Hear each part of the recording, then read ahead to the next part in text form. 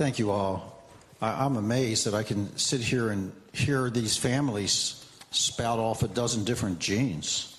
When I finished my training in 1990 at Boston Children's and the Beth Israel Hospital, where David spent some time in the sleep program, the most famous in the world, we spoke to parents about the most specific diagnosis they would give would be Lennox-Gastaut syndrome. You've heard of that? In fact, William Lennox started the first seizure unit in the world at Boston Children's Hospital in the 1920s. And I have the Lennox chair, so I've got to know his family, and we could talk about him for an hour. But it's amazing to me that all we ever had back then was Lennox-Gastaut and focal seizures versus generalized seizures. And now you're sitting here telling us these genes. As Sarah said, we're living in a turbulent time. And part of that has been the mapping of the human genome, which has allowed us to find these genes and discover the causes of these diagnoses. And hopefully that'll lead to treatments, specific, targeted, personalized treatments in the form of gene therapy, gene editing, mRNA therapy, antisense oligonucleotides. And it turns out, if you can spend the whole day here, you're going to hear about a lot of these things. And I think they're going to be very relevant to you. I'm the introductory speaker, and I'm not going to be talking about genes and epilepsy, although someone had GAMP deficiency here, right? My research is in metabolic disorders, and that includes the creatine deficiency, so I'm very interested in talking to that family. But I'm going to be talking about how the brain handles creativity. And Sarah talked about this a little bit. You're cracking the code. That story about Helen Keller was amazing, and Annie Sullivan and Helen Keller's mother, I never heard of. But you're talking about symbols, and it turns out the brain is differentiated. For most people, the left hemisphere is the language one, where words are processed, and the right hemisphere is thought to be the symbol one. So it starts getting you thinking, right? Different parts of the brain are handling different processes. Now, that's for a right-handed person. I happen to be left-handed, so there's a 50% chance things are switched in my brain. Who else here is left-handed? So things could be a little switched in your brain, too, 50% chance. But in general, we talk about the left hemisphere as being language dominant and the right as being symbol dominant. But it's not that simple. Let's talk about, for a moment, the neurology of creativity, and then I'm going to segue into autism and the brain and music. The science of creativity has become a very popular topic. The kinds of questions that are addressed are these. What is the neurological substrate of creativity? Why does the brain seek it? How do we acquire it? What factors disrupt it? Can creativity be learned? I think you have proven through your children with disabilities that it can be learned, and you're having to be creative to do it. Now, studies have shown that if you put someone in an fMRI scan, a functional MRI, the parts of the brain that are active when listening to music are not one area. There's not one music area. They've studied people listening to music and compared the brain activity to listening to silence. And they found that both sides of the brain were very involved. The temporal lobe down at the temple, the orbitofrontal lobe at the front, the insula, which is the deep insulated cortex, the more back areas called the posterior fusiform and occipital way in the back. Here's the temporal lobe on the side. Here's the frontal lobe. Here's the parietal lobe. Back here would be an example of the occipital lobe. So if you wanted to summarize the vast literature of the human brain mapping when it comes to music, it was this slide here. Music activates widespread bilateral, meaning both sides of the brain, as well as the cerebellum way in the back, the kind of balance center. And listening and even just imagining music, you don't even have to hear it. You could just think about it. This shows you the power of the imagination. Even that activates similar areas. And those are different areas than when you're imagining, say, prose or literature or poetry, or visual art, like a great piece of art. That's more of the back, the occipital lobes, the visual areas. Musical perception does begin in what's called primary auditory cortex. That's the top gyrus or the superior gyrus of the temporal lobe. But it turns out there are different neuronal clusters or different cells that handle different aspects of music, like pitch, like a higher frequency versus a lower frequency. They activate different neurons, not just different, same neuron differently, but different neurons and different timbres or quality of sound or duration or volume. It's funny, you'd think that a louder sound would activate more neurons than a softer sound. It turns out it's different neurons that are activated for louder sounds versus softer sounds. Now, there's a lot more to music, of course, than the sound, right? There's like patterns. If I play a pattern for you, and you hear me play a common Bach fugue or a Beethoven piece, you're going to anticipate what I'm going to play next because the pattern recurs and recurs. You're activating your orbitofrontal cortex. It's up in the frontal lobes. So that's not the temporal lobe where music's living, where auditory perception's living. It's the frontal lobes where your higher executive functions are living. The same functions that allow you to plan something complex, initiate it, maintain it, stay at it, persevere at it, self-check, make sure you're doing the right thing. That's your frontal lobe. So exercise your frontal lobes right now by listening to the patterns and anticipating the next pattern.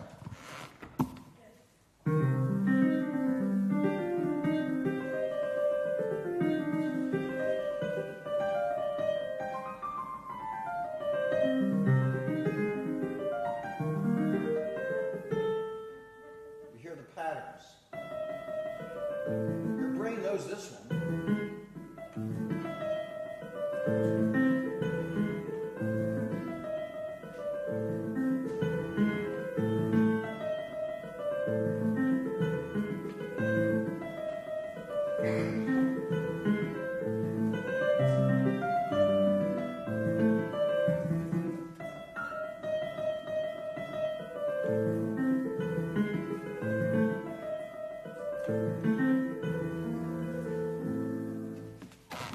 Now, didn't you know what was coming next? Because you've heard it so many times. That's coming from those higher executive functions in your brain. But there's also emotional reactions to music, right? Like certain songs might remind you of something and bring a tear to your eye. That's a different area of the brain.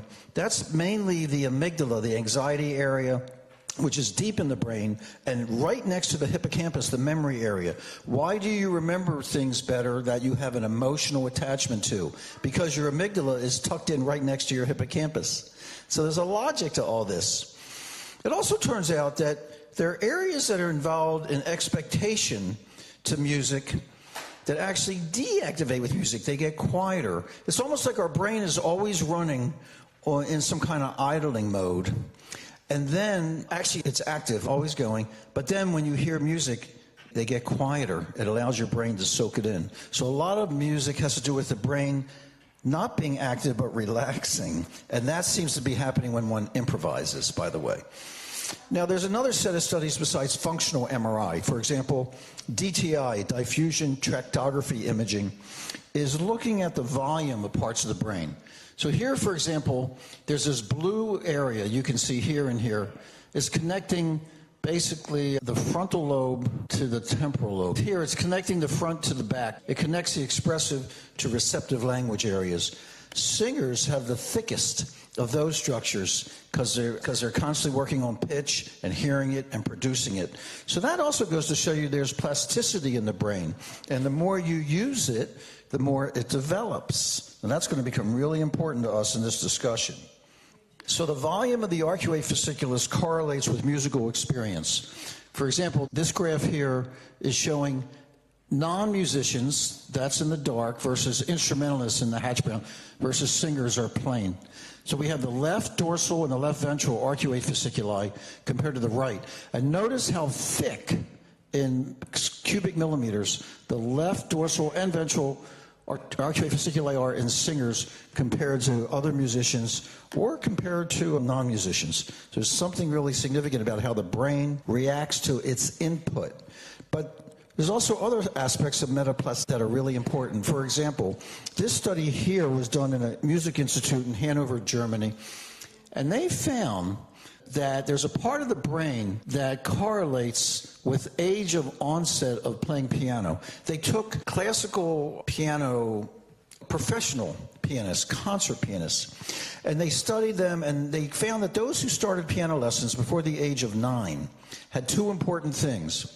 One is they were relatively protected against musicians' dystonia. The whole area of performance arts medicine is about kids that we train to use their fingers in a way the human hand wasn't meant for, and they can develop dystonia so stiff that you can no longer play once you're an adult. Some of the most famous musicians in history, Leon Fleischer, the great pianist, Robert Schumann, the poster child of the Romance area in music, they had terrible musicians' dystonia. They found that if people started piano lessons at a younger age than 9 or by 9, they were relatively protected, as if their brain learned how to overcome that. And they also found that one area of the brain, the putamen, was actually a little smaller in that area, as if it was more efficient and trained better. But here's another really important thing. It remains throughout life. One of my favorite studies is this one. At the bottom, this was published in the Annals of the New York Academy of Sciences just in 2020. They took a group of musically naive older adults from the ages of 64 to 76, and they gave half of them 6 months of piano lessons, and the control group was the other half. They put in music culture listening course where they sat around and listened to music and talked about it and appreciated it, but didn't actually learn to play it. And after 6 months, they found that the adults who took piano lessons had increased thickness of the temporal lobe cortex where music and sound are starting. So even in the ages of 64 to 76, you can improve your brain by practicing. It's never too late, by the way, to start piano lessons. Well, on the other hand, what happens if things go bad? Remember one of the questions I asked at the beginning was, what can disrupt creativity? So this is a patient of mine who has musicogenic epilepsy. That means when he hears music, he has a seizure. It tips off a seizure. Anybody know what part of the brain is going to be the seizure focus? It's almost always the right temporal lobe. Same thing if a person has a stroke, the adult neurologist knows this, and they develop amusia or loss of appreciation of music, the stroke's almost always in the right temporal lobe. So here, we have him in the EEG lab, and you can see he's hooked up to the EEG, and here's his EEG. Now right now the EEG looks fine. You're probably maybe not used to looking at EEGs, but all over the world, the odd numbers are left hemisphere, the even numbers are right hemisphere. His brain waves are going along fine. But then we say, give me a piece of music that gives you a seizure. And he says, there's this one band called Aha. It's called Take On Me. Have you heard of this song? It's a popular junk song. It's not like Beethoven or Brahms or something, but it's pretty good. Anyway, he says, if this song always gives me a seizure, and it's actually the rhythm. At the beginning, it has this like pulsating rhythm. So we start playing the song, and wouldn't you know it, 20 seconds into the song, look at his right temporal lobe. Do you see the rhythmic pattern there? That's a seizure. A seizure is an electrical storm of the brain. And the rest of the brain looks okay. The left hemisphere is not involved at this point. But here in the right frontal lobe and all over the right temporal lobe, here and down here, he is having a rhythmic buildup. Spike and wave goes into a massive grand mal seizure when he doesn't take his medication. But even when he takes his medication, when he hears this pulsating rhythm, he goes into a seizure. That's pretty fascinating that music produces that right temporal lobe seizure. Let's talk about the science of improvisation. So you might think of music as overlearned versus improvised. Like overlearned is stuff you repeat over and over again because you're taking piano lessons and you have to memorize it for your recital. Improvising is more about what? It's about immediacy, being involved, unpredictability. And you may have noticed at the beginning, I quoted these questions by a Dr. Charles Lim. He is a very good, excellent pianist as well as an otolaryngologist. And he created this keyboard that's MRI compatible at the top. So you could put someone in the MRI and have them play the keyboard. So he had them play the keyboard, and he had them play to this piece of music here. By the way, this is going to be published in a book coming in of my own called The Neurobiology of Creativity, under contract with Cambridge University Press. So he had the piano players play that little ditty at the top straight, and then he had them improvise to the same little riff, and he studied what parts of the brain were active when they were playing it straight versus what parts were improvised. Let me play it straight, and then I'm going to improvise to it. This is what the piano players did, and then we're going to see how the fMRI changed between the two things. So if I play it straight, it's something like...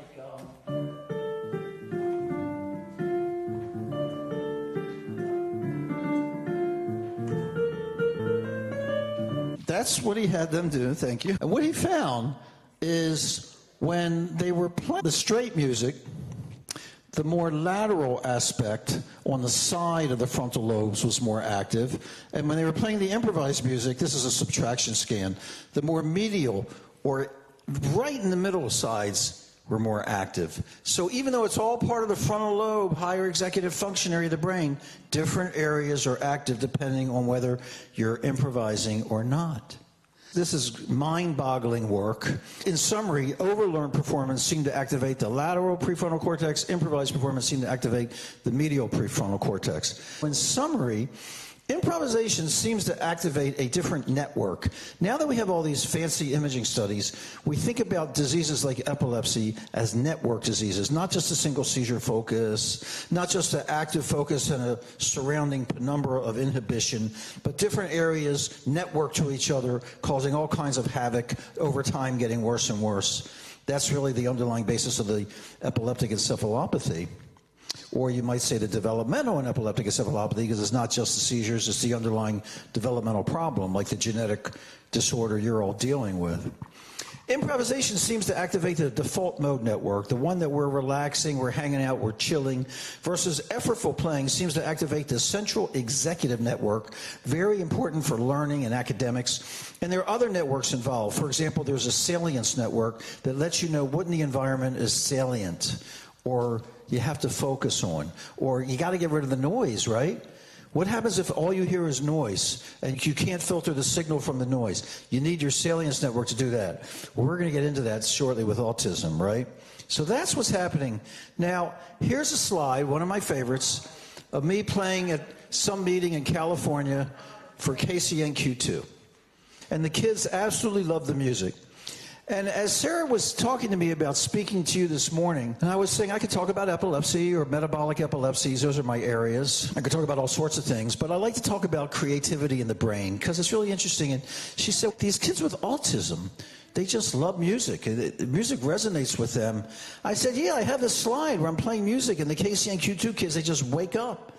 It's like going into a nursing home, and you have people who have Alzheimer's, dementia, and all of a sudden you play music, and they just start moving, they get happy, they get stimulated in a way you haven't seen in years. So it's very powerful. So what's the basis of this? That inspired me to prepare this talk for you today. It's actually the first time I've given this talk, so I'm excited about it. So what did I do? I am a musician, I am a neuroscientist, but frankly, I didn't really know what I was going to come up with before today. So I went to the literature. So here I put in a PubMed search for 2 words, music and autism. Now you see on the left is the graph. Here's a close-up of the graph. In the last 70 years, from 1953 to 2004, look at the explosion of literature and scientific studies published on the combination of music and autism in the last couple of years. Really, the last 5 to 10 years, there's been an explosion of interest in the neuroscience of the combination between music and autism. But notice this. Who first described autism? Does anybody know the history of autism? It's a fascinating history. Autism was first described by a child psychiatrist at Johns Hopkins Hospital in Baltimore, Maryland, my hometown, Dr. Leo Kanner, a very famous child psychiatrist, who in 1943 wrote the first paper called Autistic Disturbances of Affective Contact in the journal Nervous Childhood, Volume 2, 1943, okay? That's when autism was first described. The word autism refers to auto, self, being engrossed with the self and not others. And in the very first case study ever published, look at the description by Dr. Kanner himself. At the age of 1 year, he could hum and sing many tunes accurately. Before he was 2 years old, he had an unusual memory for faces and names, knew the names of a great number of houses in his hometown. He was encouraged by the family in learning and reciting short poems, and even learned the 23rd Psalm and 25 questions and answers of the Presbyterian Catechism. The parents observed that he was not learning to ask questions or to answer questions unless they pertained to rhymes or things of this nature. And often then he would ask no question except in single words. His enunciation was clear. He became interested in pictures, etc., etc. You get the idea that from the first patient ever described with autism, there was something about their proclivity toward rhyme, and music. Now look at the DSM-5 diagnostic criteria for autism. That's the Diagnostic and Statistical Manual of the American Psychiatric Association. That's how every physician in the United States, at least, and probably all over the world, diagnoses autism spectrum disorder. Now the DSM has gone from 1 to 5 and revisions, but here's the latest.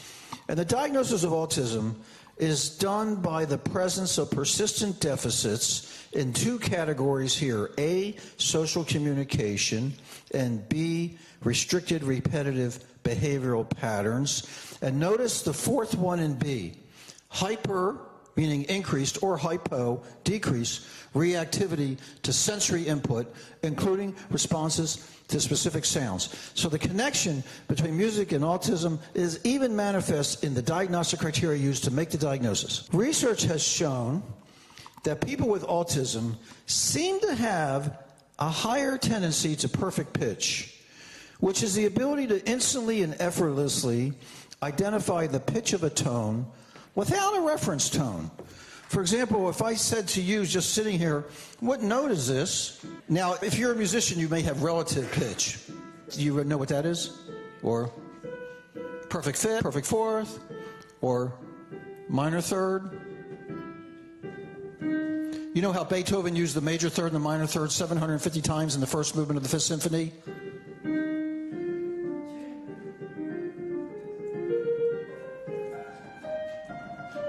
Major third, minor third, the whole Fifth Symphony. All right, so we were playing an E, pretty close to an A. There's this one school of thought that says people with autism have higher perfect pitch. This hasn't been completely consistently proven, but it's an interesting observation. There are basically two models to explain unusual auditory performance in autism spectrum disorder. One's called the weak central coherence theory. The other's called the enhanced perceptual functioning theory. But they're sort of two sides of the same coin. The first theory is that the person with autism, remember I talked about the salience network where you have to figure out the signal from the noise? The person with autism may over-focus on details. I'm sure you've seen this in your kids. This is true of any preschooler, but the person with autism does it their whole life. Over-focus on details at the expense of the global, context-dependent big picture. In other words, they miss the forest for the trees. But that may have to do with better perceptual performance to certain stimuli like hearing or touch or other things too. It also can cause hypersensitivity to sounds, like they hate the sound of a vacuum cleaner or something because they can't really filter it out. The second theory is enhanced perceptual functioning theory, which is the same thing, I think. Increased perceptions without the global processing of stimuli affecting their pragmatic language, like prosody. Prosody is the emotional content of language. It's not what you say, but how you say it. That's prosody. And the thinking is that they have such increased sensitivity to perception that they can't really sort out things enough to understand the prosody of language. What have the studies shown?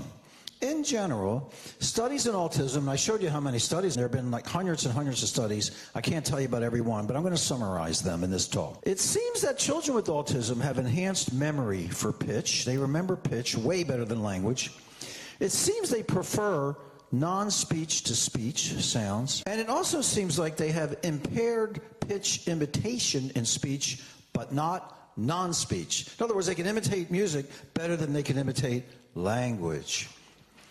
Here's a paper that was published in the journal Autism in 2014. And they found in children with autism spectrum disorder, pitch discrimination was significantly better than typically developing children.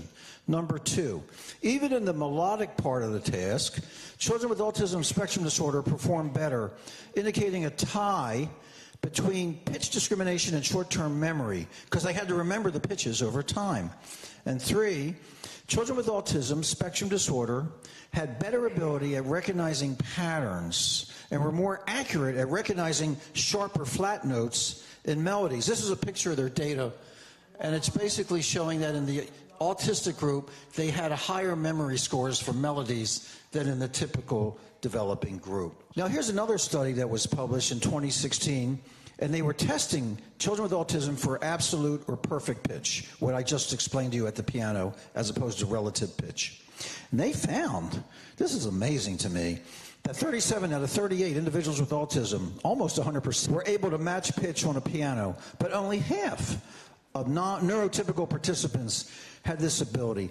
I don't know if this isn't exactly perfect pitch, but they were able to match it the way they hummed it back. So here's a study that was done looking at auditory pitch perception in autism, a systematic review, what's called a meta-analysis of multiple studies. They looked at 6 major electronic databases, and they found 22 studies that met their criteria. Basically, they identified over 460 patients or subjects, research subjects, with autism spectrum disorder. And what they found was just a small to medium, but a positive effect size of higher pitch perception in the children with autism compared to controls, with a statistically significant p-value. Now, they suspected some publication bias. In other words, if the studies were negative, probably they weren't published.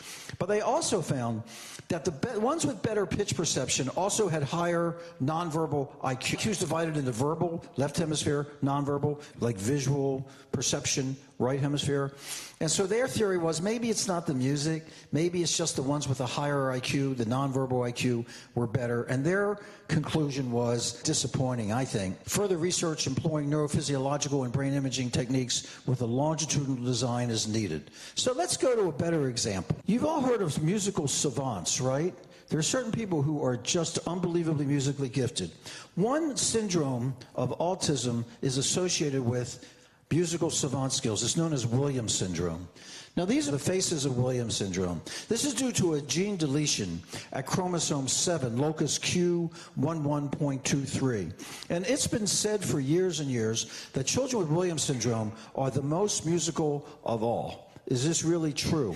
Well, here's a paper published by Daniel Levitin, who wrote a very popular book for the lay press called This Is Your Brain on Music. And he found, studying musical behavior in a neurogenetic developmental disorder, evidence from Williams syndrome, that those with Williams syndrome, based on a questionnaire at least, are more musically involved when compared to others and have heightened sensitivity to sounds. And via functional MRI, they found that imaging showed increased activity in the right amygdala. Now, that's the emotional center, anxiety center, really, of individuals with Williams, and more widespread activity to auditory stimulants overall. So there's something to be said about the increased musicality that's been observed for years, decades, in Williams syndrome.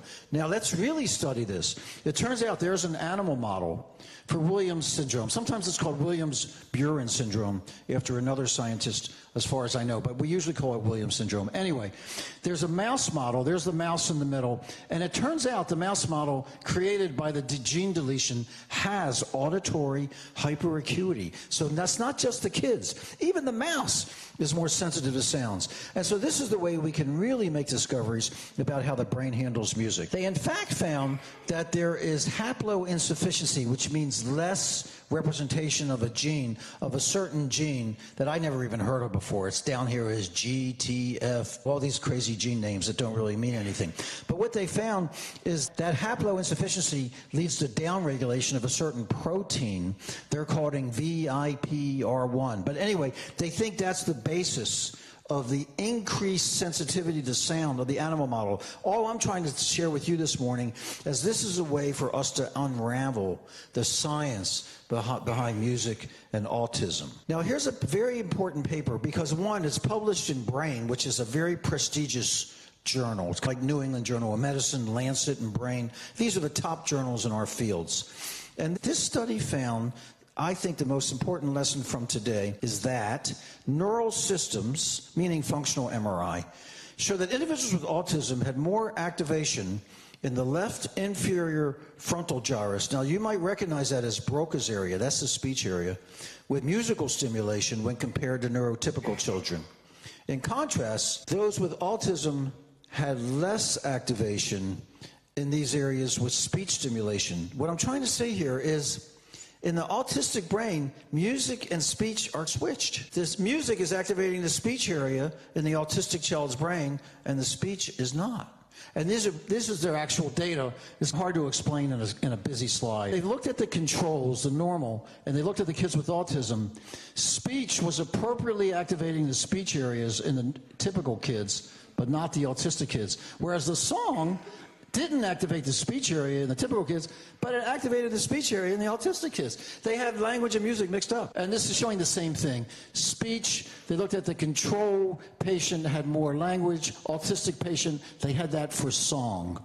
And this is comparing speech versus song. When they gave speech to the control, the speech area is activated, and the autistic, nothing really showed up. Whereas when they looked at song, the autistics showed the higher activation of the language areas. Fascinating work. Here's a study that's hot off the press. Notice the publication date, 2024. You can't get any more recent than that. It's somewhere up here. See, it says 2024 in the Journal of Autism and Developmental Disorders. They did what I would call a qualitative study, where they basically interviewed adults who have autism about their quality of life. The title, look at the title of the paper. Quote, "It is more important than food sometimes, meanings and functions of music in the lives of autistic adults through a hermeneutic phenomenological lens." Now, hermeneutic really is a philosophical term. It's usually used about how one interprets meanings from scripture, like the Talmud, something like that.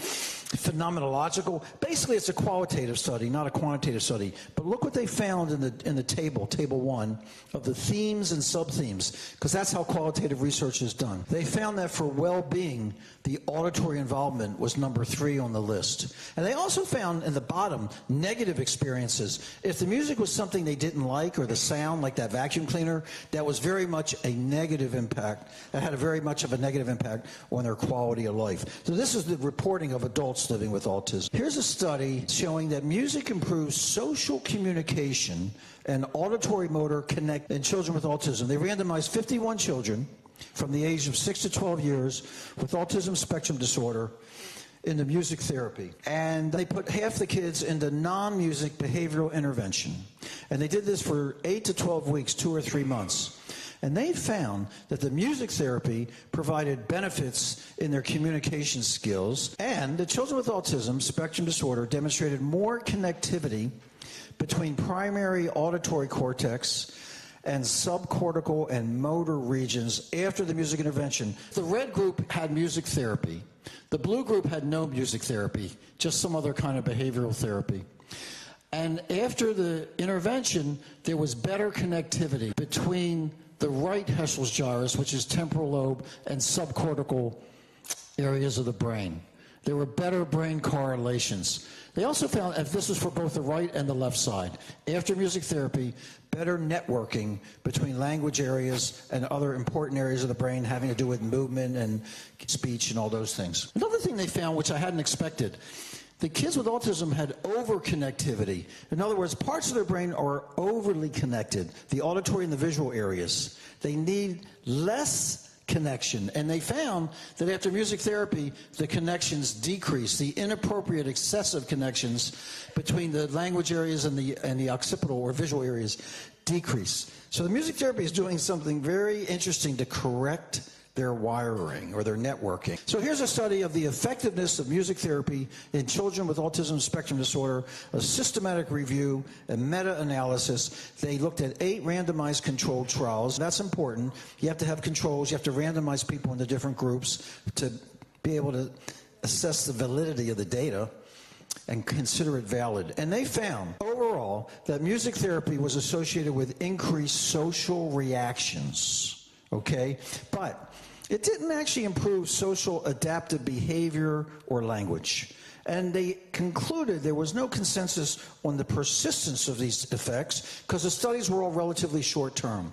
Here's my last slide. There's always a Cochrane review. Cochrane is the name of a big database out of McMaster University in Canada, where they do a lot of systemic reviews. They have hundreds of statisticians and epidemiologists, and they just published in 2020 a systematic review about music therapy for autism. They looked at 26 studies with over 1,100 subjects with autism spectrum disorder. And what did they find? Now, they use typical statistician speak, which means everything's about how much certainty there is in the conclusion. And they found with moderate certainty, which is positive, although it's not marked, that music therapy was associated with global autism improvement. How much did it help? Now, as clinicians, there's one statistical parameter we're looking for when we read a study, among others, is the number needed to treat. The number needed to treat is, how many patients do I have to give a drug before one of them has the benefit? When they published the original paper about using cannabidiol in Dravet syndrome, SCN1A, people don't realize that the number needed to treat was 6. Which meant you had to treat 6 kids with Dravet for the one to have benefit from the cannabidiol in the outcome measures. Everybody flocked to Colorado when the Charlotte's Web story hit the news. I had patients move from the East Coast to Colorado to get that medical marijuana when it was illegal everywhere but Colorado. But those people are crazy. They call it the Rocky Mountain High for a reason. Anyway, but the studies show the number needed to treat was 6. All right. They found in this Cochrane review, for at least immediate post-intervention after music therapy improvement, the number needed to treat was somewhere between 6 and 11 based on how good the study was or what the risk of dropouts were. If you take the average of that, 6 to 11, it's what, say maybe 8, maybe 9. But what we're saying is, you had to give music therapy based on all this amalgamation of studies to about 8 kids with autism for one to show the improvement. And there was a small increase in quality of life, but there was an increase. There was a reduced autism severity score from music therapy, but long-term benefits are unclear. That's where the science stands. My personal rendition of music is it helps the kids in some global way that we are still studying, and that's where we are with the neurology of creativity and autism. I thank you for your attention.